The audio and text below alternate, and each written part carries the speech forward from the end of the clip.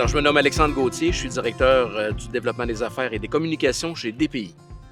Mélanie Langlais, secrétaire réceptionniste chez DPI et responsable du camping La Pointe. DPI, c'est en fait l'entité d'affaires de Péco-Gamilnois-Titekweken, qui est le conseil de bande ici à Mashtoyats. On œuvre dans la création et l'acquisition d'entreprises ainsi que la création de partenariats stratégiques.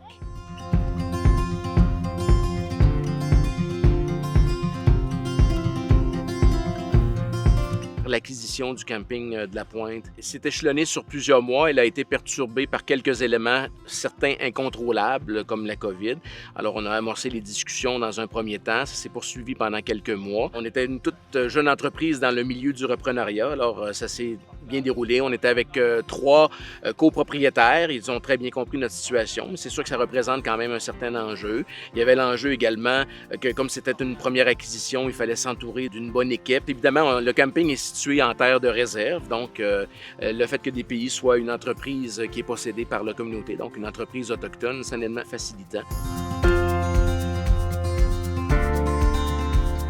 C'est une gestion autrefois qui était plus sous forme d'autogestion. Donc, les usagers s'occupaient en grande majorité là, des différentes tâches et du respect des règlements sur le site. Là, évidemment, quand DPI est arrivé, nous, on a adopté une philosophie de gestion, je vous dirais, un petit peu plus engagée. Alors, progressivement, puis Mélanie pourra en témoigner, là, on est obligé d'implanter les changements petit peu par petit peu. La première année, j'y étais générale. Je voyais ce qui marchait et ce qui marchait pas. Fait que la deuxième année, là, on a appliqué les règlements puis à corriger les situations. Les gens comprennent que c'est une philosophie de gestion différente, puis on a mis en place les règlements de façon progressive. On a voulu une transition harmonieuse, puis c'est dans le fond, je pense que ce qu'on peut dire qu'on a réalisé là, au terme des 3 années. Ça, il y a toujours place à l'amélioration d'année en année. Tu apprends tranquillement pas vite à savoir comment s'occuper de la situation. On compte bien poursuivre notre transition harmonieuse pendant encore quelques années et on a un plan d'investissement là, qui va se poursuivre.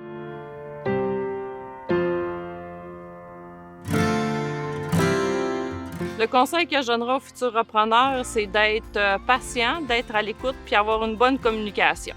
Moi, je vous dirais foncez.